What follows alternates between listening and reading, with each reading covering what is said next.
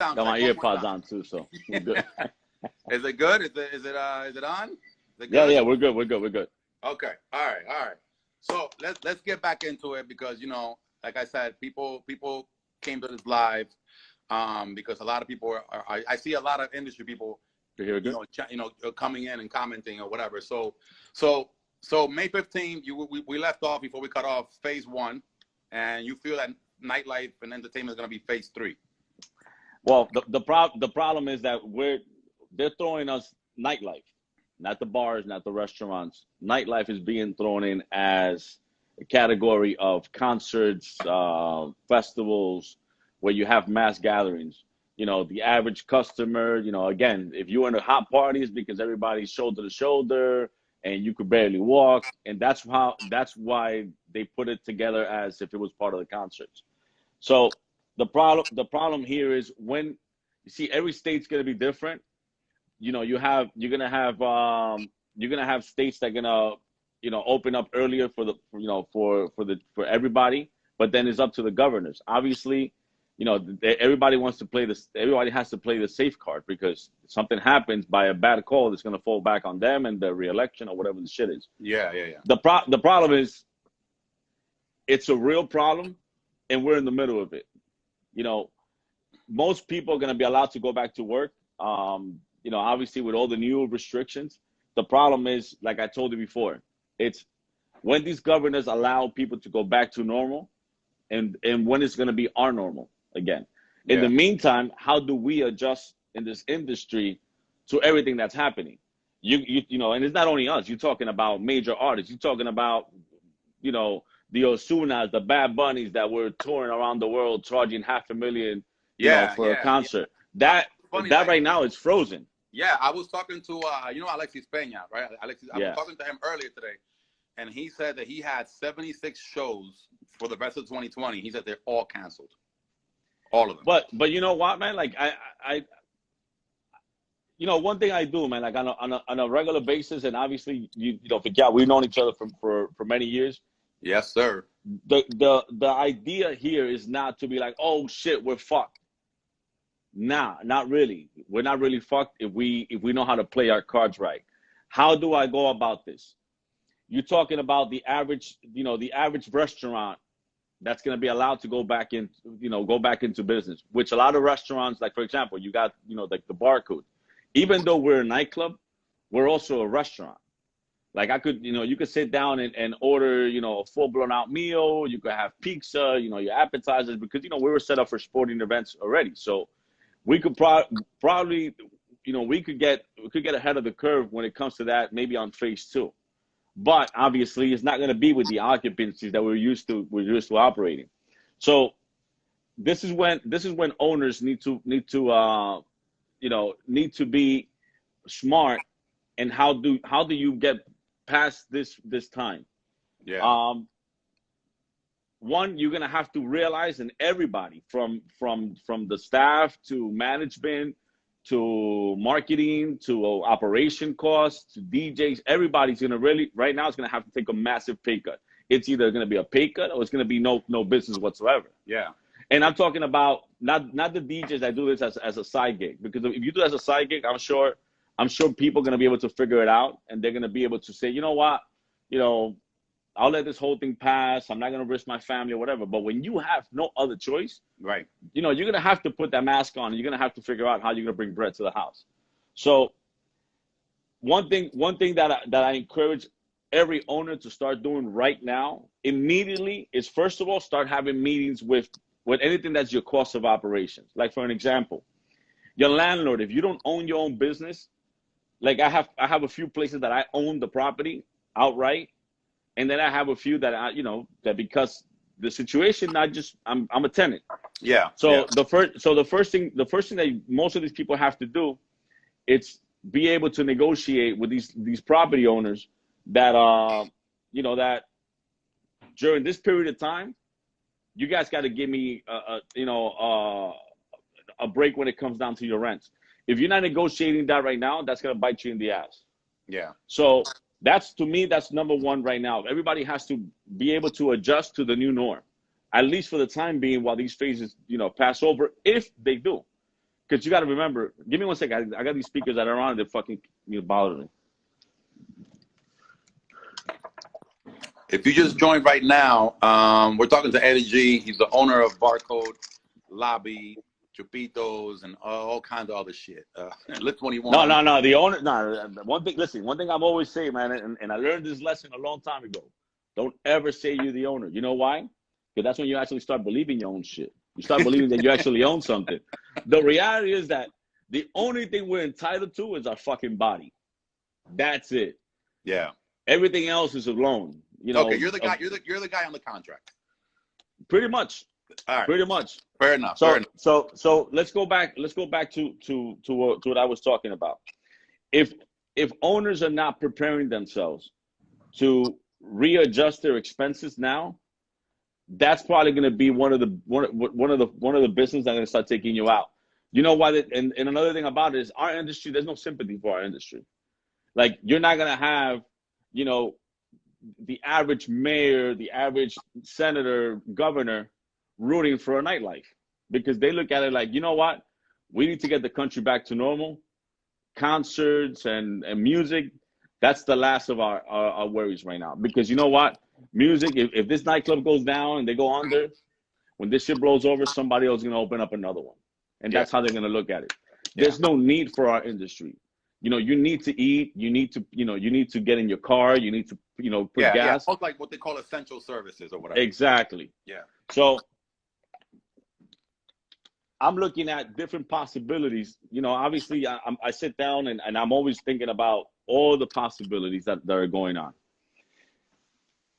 For bartenders, I think if you're, you know, if a lot of bartenders are waiting around for the places to open back up, and you're gonna go back and make those $400 or $500 a night, $600 a night, that's gonna be a long time before you see that. So if you're expecting to come back and start making that kind of money, I'm already telling you that that's going to be a very big wake-up call, because I don't see that happening no time soon. Right now, people, most of the people that, especially in our area, we don't have the $100,000 plus people. You might have a few people that make that kind of money, but not the masses. And remember, we cater to the masses. When you go open up a club and you got 2,000 people in the club, 2,000 people are not making $100,000 plus. Yeah. You know, the average person is making $30,000, $40,000, $20,000. A lot of people just live paycheck to paycheck. So right now, when you have bartenders and they're expecting, or waitresses, they're expecting to go back to that industry, and tomorrow on May 15th, everything is going back to normal, that's not going to be a reality. Yeah. So those people are the ones that I really have to go out right now and start looking at what's going to be your other source of income. Now, doesn't mean that when this shit gets back to normal that the industry is not going to go and accept it, and you're going to start making that kind of money, but it's not going to happen no time soon. Yeah. I believe that I have seen a lot of people doing their lives with their music. I think that the new entertainment, at least for the time being, it's going to be at home. People going to be figuring out how they're going to be able to enjoy themselves at home. And you know what? I thought about it like this. I'm looking at, wait a minute. Look at UFC, look at, boxing, all this shit. Most of the money is not made at the venue when they do these fights. Yeah, that's a good chunk of money. We're talking about it in one event, they could generate maybe $5 million, $10 million in ticket sales. But you got a boxer that night makes $20 million, right? Well, where's that money coming from? It's coming from all different sources. So one thing that I encourage a lot of people is to start figuring out how you step up your game, as far as like for example, DJs. Let's say we're able to create a new way of pay-per-view, right? Where it's no longer like I'm going live and I'm DJing for 2 hours and I'm drinking in front of the camera. Now, just look at yourselves as artists. All right. So let's say for example, we go ahead and we get a DJ Camilo with, Frank Roth and Spin King, for example, and we do a live from Barcode. Now we go and set up that shit perfectly with the right technology. and we're able to build a channel with now DJs, like we could bring Barcode to your house. If you pay $20, and let's say you get, between all these monsters, you get 1,000 people who are willing to pay $20, do your math, it's 20 grand. Yeah. Yeah. So all these DJs that are scrambling right now and figure out, oh my God, like I lost all these gigs and all that. Listen, if you guys put your minds together, you guys could definitely ride this shit out. And from the biggest DJs all the way to, you know, to the small DJs, you know, there's no reason why you should have, you go on right now, you got 30 lives, and that's just now, it's 7 o'clock. Yeah, yes. At 10 o'clock, you got fucking over 40 likes. Before you were able to go, you know, a few likes, and you got people's stories. Not anymore. Like, and they're sharing that audience too, because what I see now is that, you know, now you're sharing the audiences. You're doing pretty much what, you know, you're sharing the audience, right? So exactly. Let me ask you another question, because I see this and I got my own opinion that I formed. What do you think about these DJs that are going on these lives and pinning their Cash App on the thing? Like, you know what, man? I'm gonna give you my point of view on that. Yeah, yeah. I'll share mine too, but I want to hear what you. Yeah. It's very. Listen, I think that I as an owner, I like to put myself, and that's why I have a great relationship with a lot of my employees. I like to put myself in everybody's shoes. You know, like for example, right now, people telling you, "Oh, quédate en casa, stay home." Yeah, motherfuckers, it's that easy when you live in a dope ass house. Right. But what about the people that don't have that dope ass house, that are sleeping in a fucking room that's 10 by 10, and probably your TV's fucked up, and maybe you're renting a room with, you know, with friends, and you don't have a fucking refrigerator. So it's mentally fucking up a lot of people. You know, this is not something, and I'm telling you, listen, I have a dope ass apartment in Fort Lee, bro. At day 2, I can't wait to get the fuck out of there. Yeah. Because I'm in a little box, and I cannot imagine how you got so many people frustrated with this shit. Maybe in a way where it's mentally messing with people. You see, it's this situation is killing people in different ways. The virus, yes, I get it. Listen, I got it. It did nothing to me. I was blessed. But not many people get out of that so quick. Every day I open my feed, it's rest in peace, rest in peace, rest in peace. But the problem is, how do we make the best out of the massive bullshit that we're all dealing with right now? We just got to get creative. We need to get creative. Let me give you another example. And then this goes for major artists.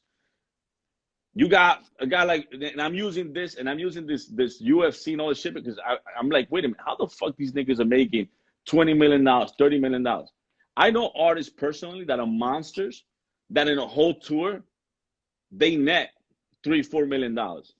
When the whole tour generated 40 million. And then after all that shit is paid for, you only end up with $2-3 million or $4 million.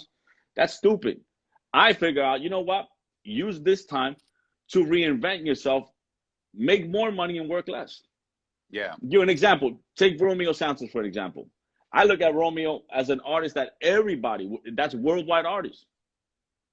You go ahead, you project from now 2 months out, a live, well-produced, at a venue with a small audience, but you go with that worldwide, and you do like a pay-per-view where it's $100 or let's say it's $50. If 1 million people around the world locks in at $50, that's $50 million. And your production cost is peanuts. Yeah.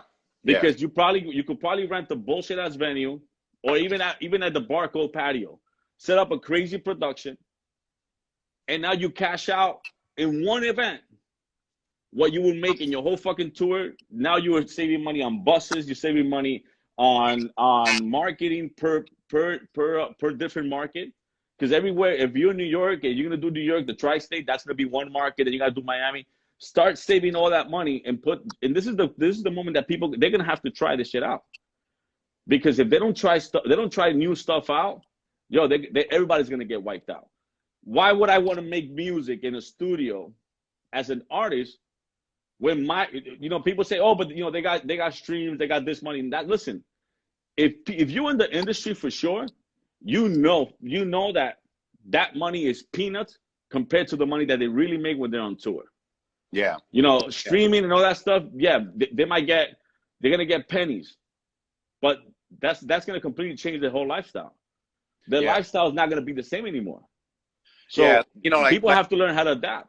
Yeah, like I see people commenting on the whole, you know, when I asked the question about the DJs pinning their Cash App on the thing, you know, people are saying it's a tip and it's Oh, let's go back to that. Yeah, I'm sorry, yeah. we got off subject. Yeah. So like I feel like me personally, my personal opinion, like I feel, you know, it's somehow devalues the craft a little bit. I get it. You're asking for the tip. You're whatever. Like again, I don't know anybody's situation, so I really, you know, can't say don't do it because it looks like shit, but I feel it devalues a little bit the craft. I feel it's, you know, I don't know. Like I don't know. I have mixed feelings about that whole, you know, send me a you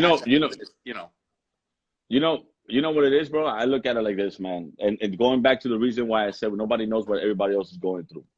You know, again, people have different situations. People got, you know, what the hardest thing here is people having to adapt to a new income. Yeah. So what happens when you were making money? You know, you have your list. You know, you had 30, 40 gigs a month. You know, you do your math. You're making XYZ money, and you're rocking. Yeah.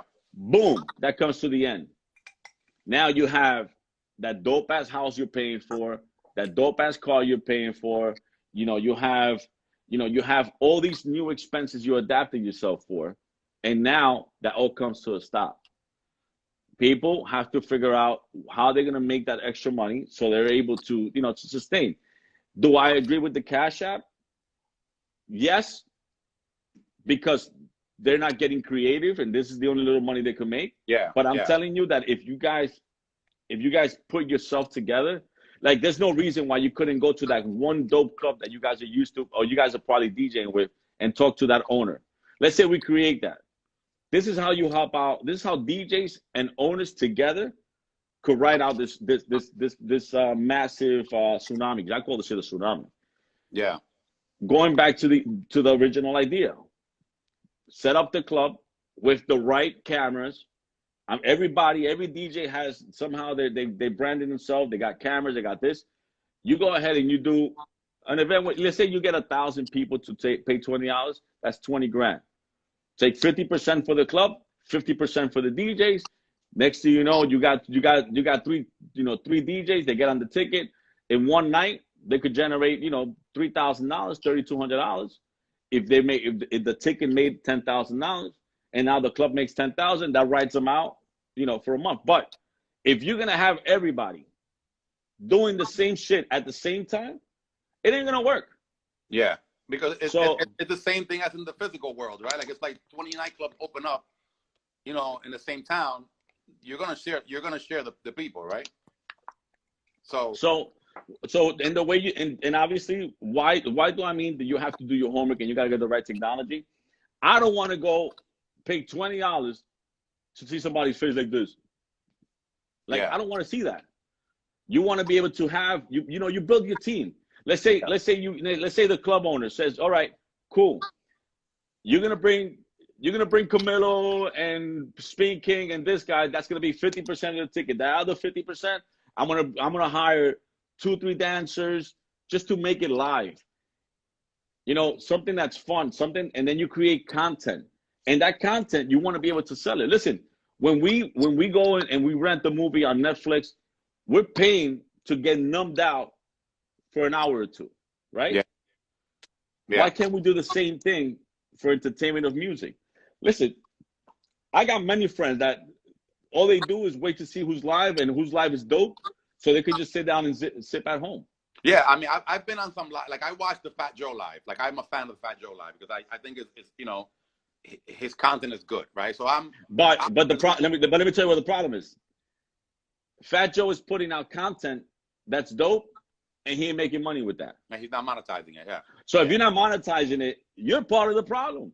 Yeah.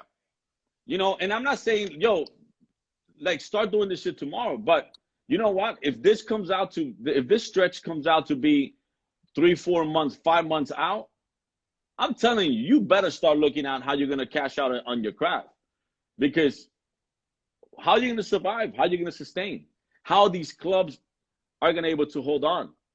You know, right now, nobody's talking about eviction. Nobody's talking about nothing because everybody's at a complete stop.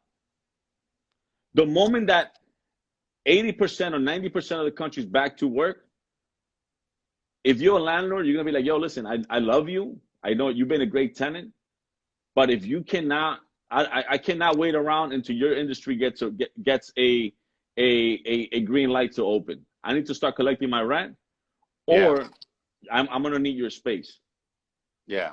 What happens if this shit rides out for a year? Yeah. That's less venues, and the reason why I'm saying everybody has to work together, because I'm gonna tell you one thing, guys. When you go online, when you go on your Instagram and you see so many lives, what is that telling you? That's all these DJs that are unemployed. And each one of those DJs somehow, some way represents one venue or another. So if you got 60 DJs on, that means that, and that's people that I know that that follow me and I follow them. Yeah, the same thing. Yeah. If you start doing this shit, if you start actually looking at what this shit is worldwide, it's gonna be this is gonna be a complete wipeout for this industry. And you just look at and it's a trickle effect, because you're talking about, I just point out a few DJs, bartenders. You're talking about, you know, sound companies, lighting companies, liquor companies, and this is a trickle effect. Let's not forget the hookah. Let's not forget the hookahs. The hookahs and all that shit. Which is another thing I'm gonna talk. You know, I wanted to talk. I want to get into the hookahs too, because you know that's another thing that I think like is gonna get impacted as well. And you know, I think just so all right. So from a like a logical perspective, right? How do you see, for example, like when Barco does open up, what does that look like? What does Barco look like post Corona? What is your plan? Well, let me give you. So the first thing I'm going to look at is this: when we're able to open, I have to do my homework on what is going to be, you know, this whole social distancing shit that's going to be in place. Because if they're telling me, listen, the only reason you know, you got a table here and you got to skip one and you got to put another one because, you know, the travel distance of the air and all that shit. You know what I'm going to do? I'm going to buy a shitload of 2x4s, build partitions with fucking acrylic or a plastic that divides it. Listen, they're doing that right now in supermarkets. They're doing that shit all over the place. So if you have a venue that's this small and you have to space out tables, I'm telling you right now, close your fucking doors, cut the bleeding, and dedicate yourself to another industry. Yeah. Because if that's going to be the case, I don't see how you're going to be able to sustain with 50, because, you know, like the governors, that's one thing too. Politicians, they're all fucking morons, especially the ones making the big shot. And they're not morons because they're trying to do the right thing, but they need to understand how industries operate. Like when I hear a governor or somebody in the health offices and all that stuff, they're talking about, oh, you know, we have to reduce these restaurants to 50% capacities or at least 50%. So, okay, beautiful. I prefer for an owner to be smart. Do not open your doors and just keep your costs as low as possible. The moment you open your doors, your cost is payroll. It's insurance, it's taxes, it's electricity, it's all this shit. So that's not gonna change. So if you don't bring this shit down to this or this, while they go from 50% to 75% capacity, then I could probably say you might have an opportunity to survive. Now, let's say you have a manager that's making $300 a shift. You know what? That manager might need to adapt to 150. That DJ that's charging $1,000 or $1,500, you might have to go down to $500. Yeah. If you want to continue doing your gigs. Now, remember, there's not going to be no nightclubs for a while. One thing that I tell DJs, if I'm a restaurant, like say Barcode, I'm probably going to want to say, you know what? I'm going to open up as a restaurant. I'm going to have tables, but I want to have a DJ. Now, if you look at Barcode's a monster. Right. You know, Barcode is 50,000 square feet, where the average bar is 2,000, 3,000 square feet. So I can't have a DJ in one room and let that same music be throughout the whole, and then expect people to be entertained. DJs and I learned this when I used to do the sport, when I used to do this, when the live with sports and shit like that. And once the sports was over, we used to do video DJing. You see, now if I'm sitting at a table with a girl and my friends and all that stuff, and we're distancing ourselves from another table, the ambience is completely dead. Yeah. So there's no ambience. Now you're here, and why am I here? But if you have a dope screen with a music video and you're seeing the different music videos and the vibe is dope, you're going to hold a crowd. The problem is that a lot of people, they either were in the nightclub industry or they were in the restaurant industry. Yeah, nobody thought about it as an in-between industry. So I see DJ Nice commenting on here. He's like, he will pay to see himself DJ. So, which is funny because, like, when I made the comment about the Cash App, it wasn't more so to say that you can't take a donation, but it was more so to say, how do you monetize your shit, right? How do you, like, it's true what Nice says. Like, yeah, I would pay to see him DJ. He's a great DJ, right? So, there's got to be a more creative way for you to monetize it and say, I'm going to start a subscription-based service or some shit like that where you're paying me $20 a month or whatever it is, where, Yeah, but you know what? I don't see that working, because I look at it like this: like, if DJ Nice or whatever DJ, and I see many DJs that are here, and listen, I feel your pain. Yeah, I feel your pain, and I know that this is not easy for many people. But you see, one thing that a lot of DJs have forgotten to do is to build, un espectáculo. How you call that? How you say it in Spanish? I mean, in English. Like, create this showcase. Yeah, build a fucking show. Right. You know why? Because the problem why a lot of DJs I would pay for that. Yeah. You know what? A lot of DJs go into a club, plug in their laptops, and they play the 20 songs that are hot in the radio. That doesn't make you a good DJ. So if you're gonna do that live, guess what? Why am I gonna pay for you to do that when I know for sure I could go to all these free lives and they're gonna be playing the same music? Everybody's gonna be playing Calladita and all this fucking bullshit, and everybody's playing the same shit.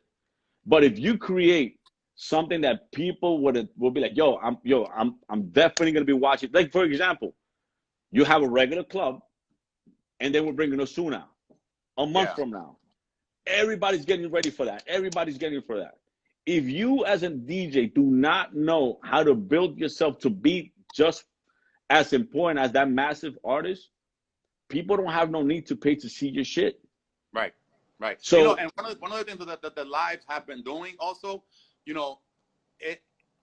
I do appreciate the DJs doing the live, because I think all the lives are showcasing the DJ's talent. Like I watch Aneldi's live. Because Aneldi has been in the Basilón for so long, I forgot how dope of a DJ he was. So, so like, I'm like, damn, this motherfucker's pretty good. Like, I forgot how good he was. So, so definitely continue to do that. Now, here's another question, right? I know you're not a big fan of promoters, but there's a lot of promoters in here right now.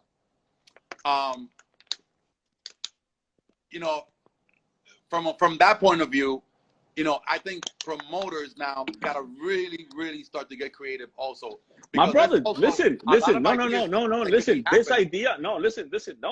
this idea that I put out, a smart, listen, if you're a promoter and you're just sitting watching me and your head is not spinning, you're a fucking moron. Yeah. Straight up. A lot of opportunity. Right now, let's go back. Let's go back to this scenario.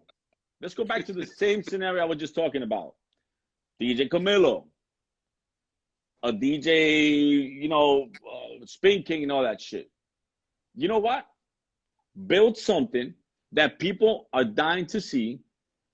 Club owner, sit down with this promoters and create it. Bro, if you're gonna do it on your own, you're gonna fail.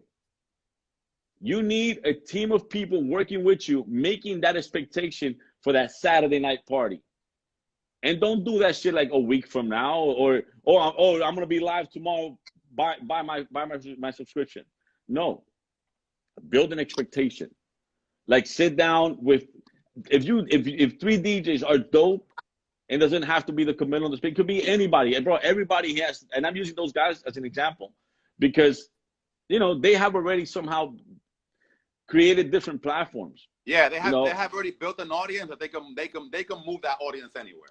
All right. So let's say you're a strong DJ and you want to help out a fellow two other DJs that might not be doing too good, that you know for a fact.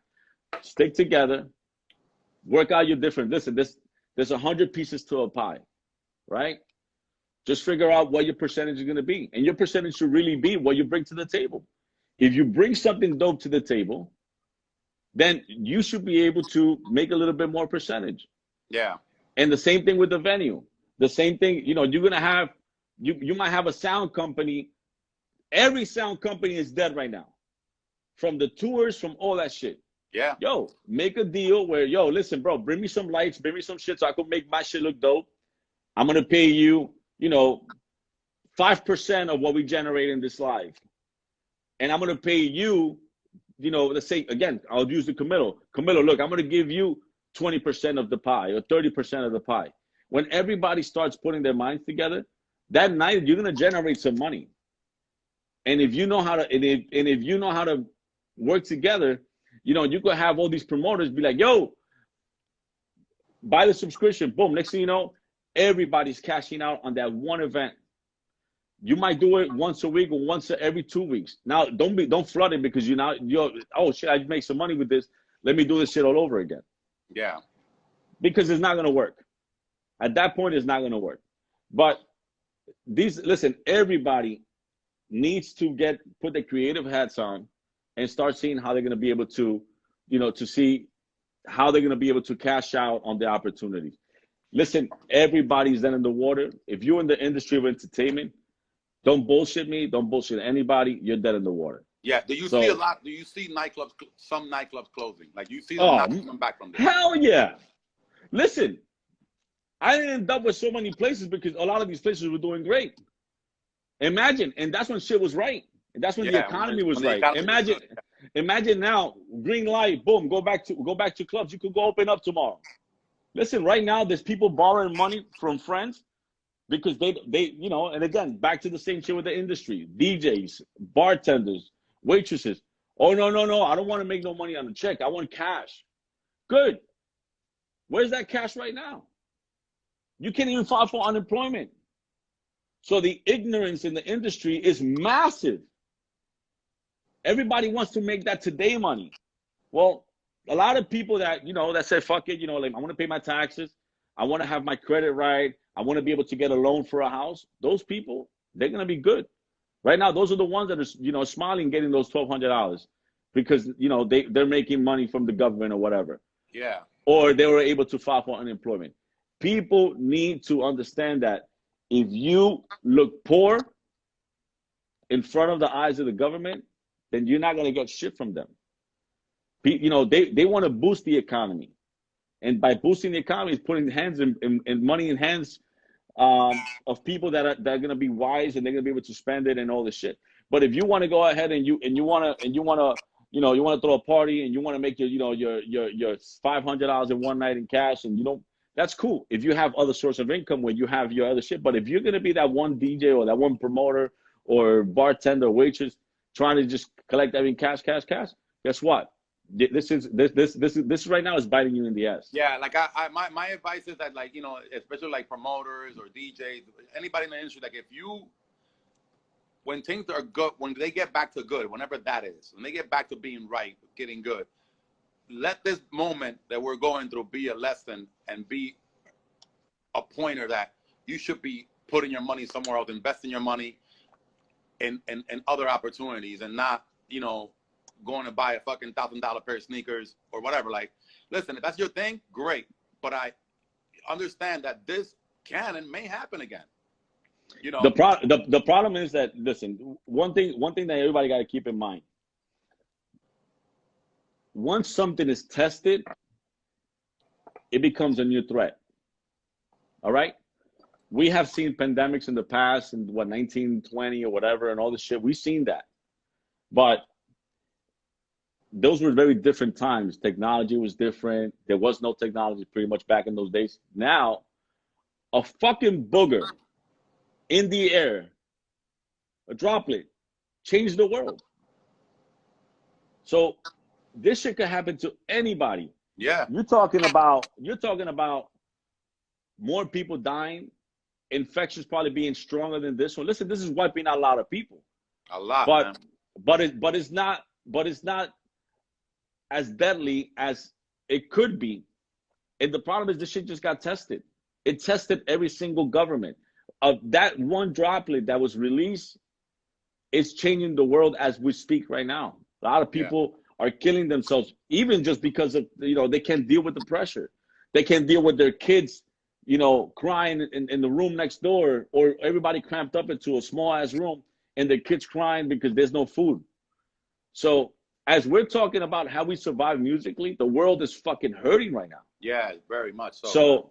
So the only way people need to understand that, yes, this is probably right now, this time is probably the biggest forced education everybody ever got. Yeah, for sure. Absolutely. Because right now, listen, for me to have come up, I would have never thought about any of this shit.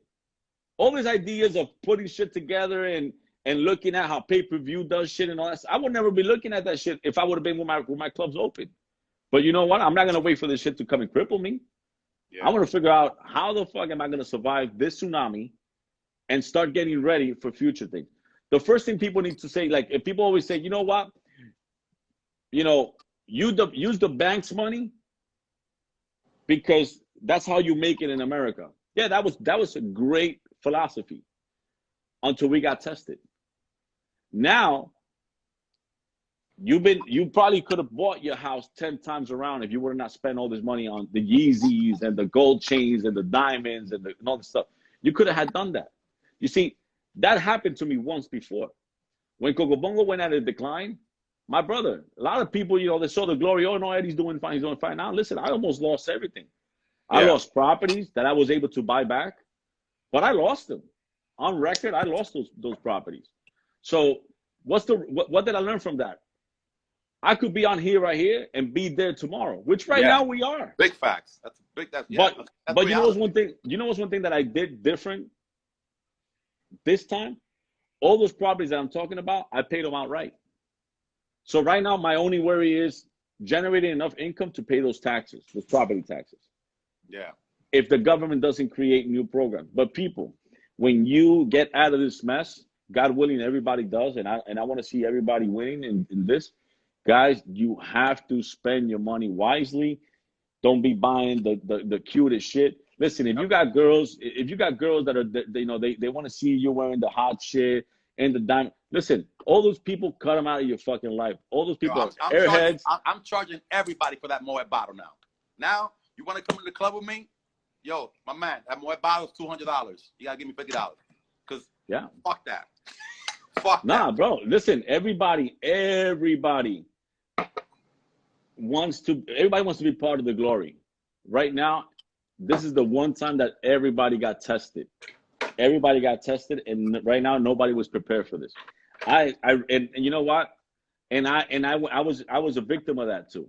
When I was doing great, I had the fucking Bentley, and then I bought myself the new Porsche when they fucking unveiled it, and that was dope. And you know what? And I was paying my mortgage, and I was paying my car payments, and then there was a decline. Coco Bongo died down, and now I had to figure out how am I gonna get out of this hole. And oh shit! But it's either I pay for the house or I pay for the car, and then you just got to start choosing, and eventually it's a domino effect, and everything goes down to shit. Why? Yeah. Don't let that get back to this. If you guys make out of this shit, don't go back into that. Listen, me, bro, I buy myself a $10 t-shirt. I buy myself a $30 jeans, and I don't have to prove nothing to nobody. Yeah, man. But you know what? At the end of the day, the only people we got to prove something to is the people that we love, which is our family, our kids, and giving them what is called financial freedom. Yeah. All right. So in this industry, going back, and I don't want to lecture people because at the end of the day, I'm nobody to lecture you. I think, like, look, I think people are there's some takeaway from what you're saying, right? Because, again, like, that's why I'm like, when I saw you post that today, I'm like, yo, this is a good conversation to have. Let's just talk about it, right? because, you know, I think a person like yourself, you know, and I've known you for a long ass time. Like, we've done some great parties together. Like, it's you know, and, you know, a person to bring a perspective from that, I think people were willing to take away some gems and say, look, I'm going to take away what he said about this. They may not take everything away. You just take what you need to take and apply it, because this shit will pass. And then when it passes, you know, and you see the same motherfuckers doing the same exact shit that they were doing before, and then now they're in a tight situation, then shame on you if it happens to you again. You know what I mean? It's like, fool me once, shame on you. Fool me twice. Exactly. Well, at least you got it right. Bush couldn't figure it out. Yeah, you know what I'm saying? So it's like, all right, cool. You know, like, even the people who are blessed that happen to have, you know, means of supporting themselves and their family, even those people have learned something from this. Yeah. You know, they're like, yo, I should have done this better. I should have done that. But even those people, so imagine people at the bottom who are less fortunate or whatever it is. Imagine, you know, this is the fucking, like you said, this is an exercise. This is a exercise to think, to plan, and to grow. That's it. Yeah. It's really that simple. At the end of the day, like, it's really that simple. Look, man, if you're that DJ going into a club with a $2,000 book bag or $3,000 book bag, you're part of the problem. Listen, I'm at a point right now in my life where my goal is to grow. Carlos paid. I see your comment, Carlos. my goal right now is to get people that I love to be financially stress-free. And the only way we're going to get that is obviously, you know, planning correctly, getting yourself insurance, your life insurance. But listen, because you never know. Right now, I could pass away. Yeah. And then what? I'm leaving all this shit to my family. Right now, I pass away. My family rocking. Yeah. Like, another thing, here's a question that DJ Chris posted, right? He said, when clubs open back up, when they open back up, everyone's expected to take pay cuts. Will drink prices also drop? Bottle prices. Everything has to. Listen. That's a good question.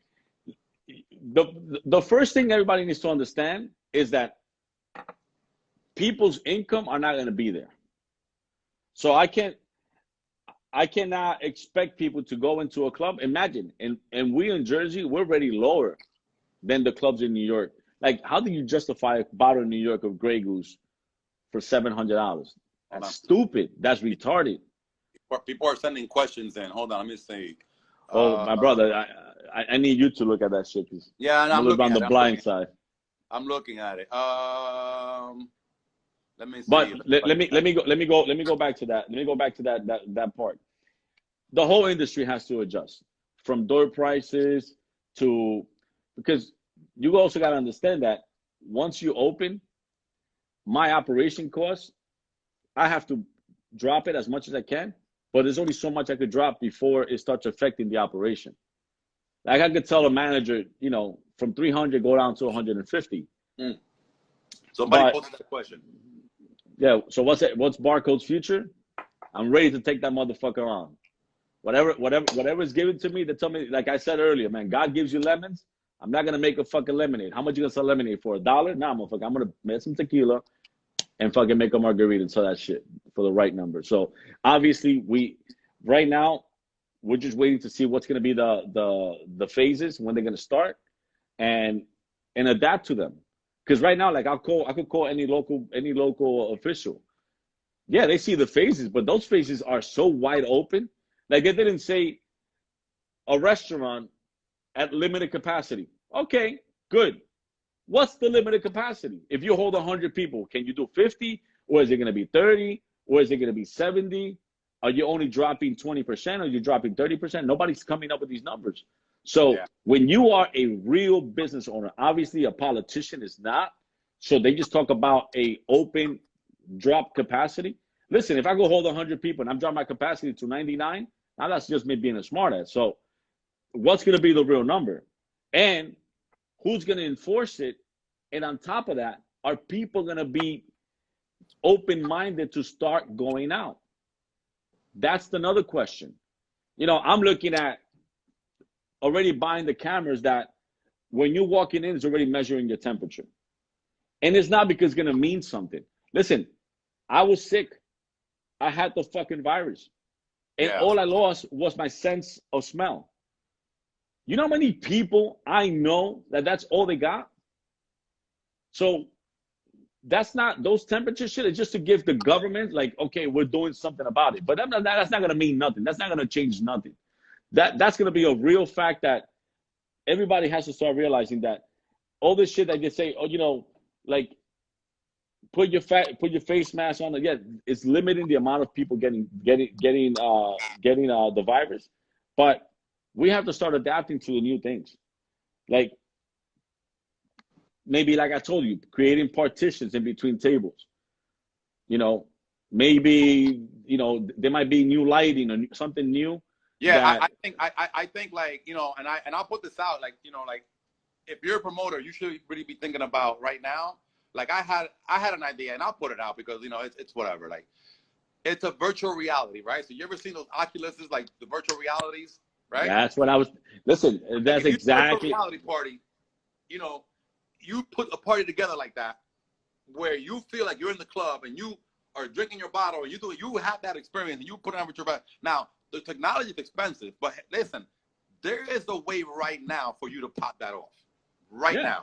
With your phone, they have the cheap ones that you put your phone, and that's like only like $20, $30. Yeah. So one thing, when I was talking about the whole pay-per-view shit, I was looking at you could buy a ticket. Let's say, but this is obviously going to be more driven towards the major concert size. Like, you know, when you record something for those kind of things, you need special equipment. When you know, because obviously you want to get better angles, it's wider. So that's how you would create like the VIP experience, like the general public experience, but having cameras set up in different places. Yeah. You know, so that's one thing that I was, you know, already considering. Obviously, I have to do my homework on that. I know a guy that was working for a company that was looking to do this with the NBA, right? And they were going to do, you know, the NBA is considering doing something like that, where you go to a virtual basketball game and they're only going to have the players on the court, not the people. And they give you this virtual reality shit. You pay to go to the game, like you would pay to go to the game, and you put this shit on your living room, and now you got a courtside seat. I can't afford a courtside seat. I know you can afford a courtside seat. Nigga, I can't afford a courtside seat. Nigga, I could barely afford a Section 100. So now let me give you what's going to be the craziest part about this. What happens if these big ass artists start making the money they've never seen before with this new way? Let's say we apply it and it works. Why the fuck am I going to want to waste my time traveling all around the world to make a fraction while I could just prepare for this one massive event, do a live, do a pay-per-view event? Like, listen, Floyd Mayweather doesn't fight every fucking night. Yeah. But when he does, he makes fucking $50 million, $100 million. So when you start, and a lot of artists didn't see that because that wasn't the norm at those days. Yeah. They might have to adapt to that, and they might come out and see, yo, why spend all this money on the tour buses, on production, on giving Madison Square Garden $500,000 and paying for stage hands and all this shit when I could just do one live and rock out with that? Imagine that. Look at this question right here that Carlos CEO put. What do you think about DJs and promoters raising money for them? Like, I guess it goes along the same question for the Cash App thing. Like, you know, again, like, it's a mixed bag of feelings, right? Because, you know, again, like, it's just how you want to portray your image and whatever. Like, but I understand people right now. I'm gonna give you the one answer. Sell your craft. Don't ask for charity. Build something that people want to pay for, so you don't look like you're looking for a handout. Yeah. That's how I feel like right now. It's like you know when you get out before. Yeah. You know, when you get out of when you're in the hood and you get out of a restaurant or something, you got that one guy asking you for money. That's how it looks like. But that guy that's asking for money is starving, so you can't blame him from that. But if that guy went and you know, he took your car window and he cleaned your window and all that stuff, you want to give him a tip. So this right here is something that I believe people need to listen, all you guys are already artists. Some way, somehow, you guys are all artists. Here's another question. Another question that Chris posted up. I'll let you read it. Anybody that got paid with check, whatever that amount is, yeah, you could get unemployment. But remember that there's a difference between being an employee, and being a private contractor. So if you're a DJ, you're getting paid and you get a 1099. You got to do your homework. And I believe they just now opened it up where people who are self-employed could apply for these. Yeah, but see, those self-employed means the government has to know that, right? You have to be able to pay self-employment taxes. You have to be able to pay unemployment taxes, because just because you're self-employed doesn't mean you're exempt from paying taxes. A lot of people get it fucked up. Like, you have to register your company. You have to send those quarterly payments to the government, and you have, you got to pay your taxes at the end of the day, because the government is going to look at, like you said, they're going to look at you and be like, no, nigga, you ain't pay shit. So you have to have your paperwork in line. It's not like you're going to go and do that shit just because you don't have any paperwork. So again, I remember one time I told DJs to open up LLCs, and they look at me like I had 10 heads. I'm like, my nigga, like, go open that up. So many benefits. You know what? And a lot of people need to understand that, you know, when you go and you work in small bars and shit like that, a lot of these bars, they operate Mickey Mouse. When you're running a bigger boat, you have to start considering that you have to adapt to the law. The bigger you are, the bigger of a target you are. So these DJs that are going out and, you know, they're trying to collect their money in cash and they don't want to get paid in checks and all that stuff, you know, this is one day that's all going to bite you in the ass. Yeah. Listen, and another thing too, if you're a DJ and you're posting up, you're doing 50 events and you're putting all these dates, guess what? The day somebody wants to go and look you up, they got to go back to your history. They're going to put up all those flyers. Oh, you did all these clubs?